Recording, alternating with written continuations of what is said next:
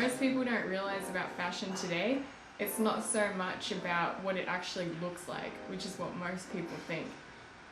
It's literally all about the money. The more I've gone into this industry, the more people I've met, the more I realize everybody's just trying to make $1 at the end of the day, or a lot of dollars. So the thing that makes me sad is that real fashion designers who are really passionate about what they do, for them, this is the love of their life. This is their art. This is what helps them wake up in the morning. But the people behind the scenes who are running these companies, if you're not running your own company, the ones pulling all the strings, so to say, for them it's, is this going to make me money? And I've encountered that numerous times on my journey. And the thing that makes me sad is, like, sometimes if your thing is really artistic, and I've heard about this happening at fashion shows, they'll actually remove some of the pieces and simplify it just because they want to make it more commercialized to sell to a wider audience because of what the media has portrayed as acceptable fashion to wear. So they all tie in together. So it's almost like a program. They've created a program, and if your thing doesn't fit the program, they're going to alter it to make it fit.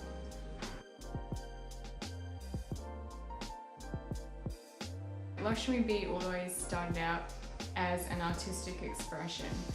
It was always about the art and the craft of our passion being illustrated in front of you, and that you can also wear that.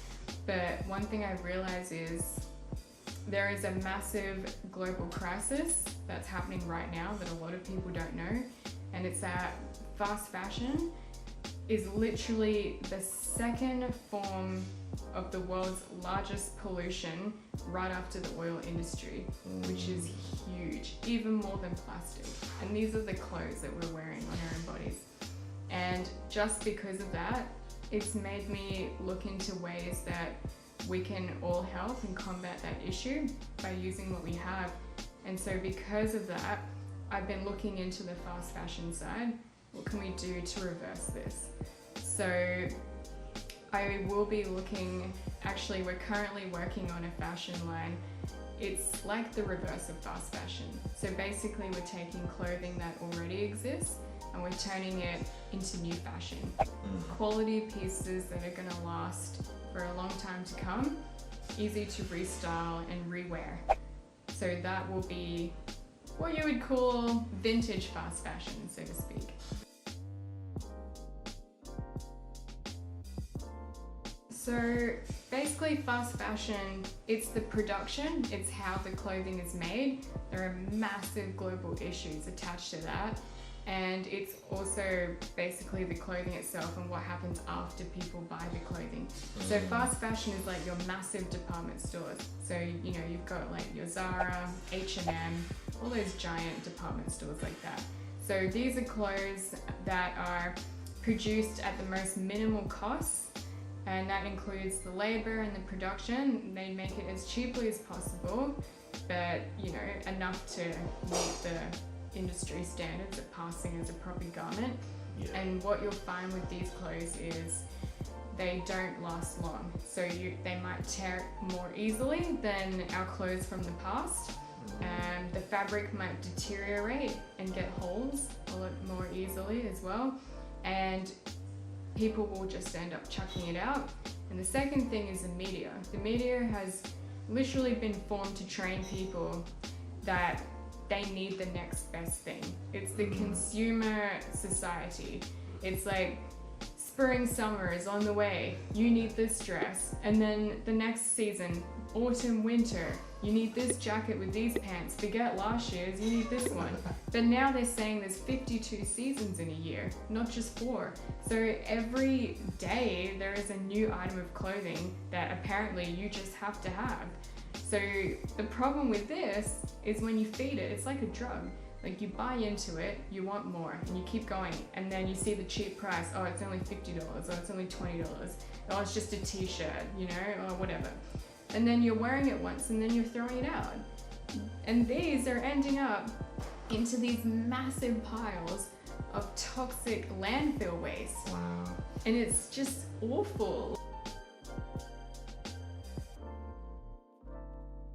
So if you do your research, you'll find out the companies that are behind this. But right now in northern India, there are actual villages that are being affected from the chemicals that they're using to produce the fabric and the cotton. And in these local communities, the babies are actually being born deformed because the mothers are breathing in all of these chemicals. This is just one problem.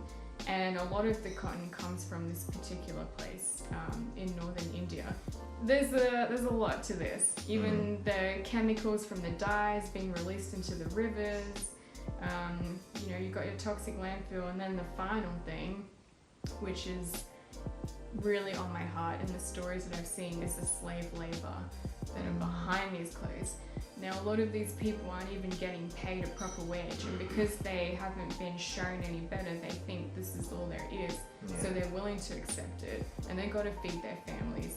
And I even saw a program where this mother, single mother, you know, lost her husband, and she has no daycare for her baby. Her baby's literally sitting under the sewing machine, breathing in all the lint while she's working in this factory. And this is just one of the stories. And these workers, some of them are being abused. I saw a program about this rug factory where they actually kidnapped children from these Indian villages, and they took them underground into these warehouses and overworked them with no breaks, no nothing, just constantly creating these rugs which were being imported all over the world. And these are just some of the issues all created to the production of clothing and fabrics.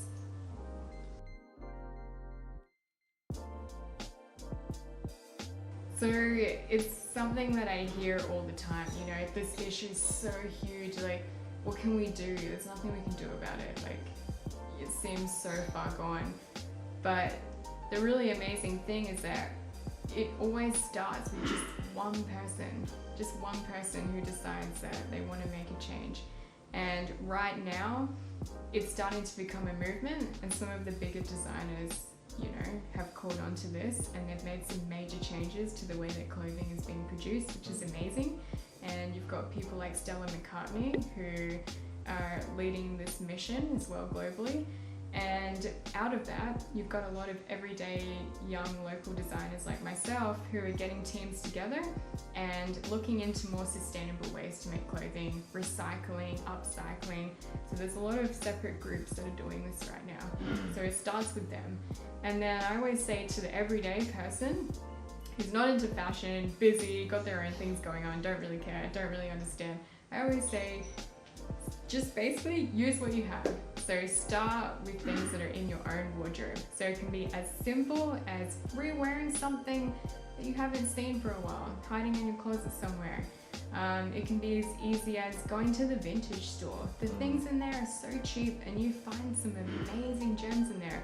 And because they're from the past, a lot of pieces made back in the day, they're made better than the clothes we have today. So they're still in good shape, they still look good, the fabric is still nice. I've found some incredible things, even in Vinnie's and Lifeline. So there's always something that we can all do.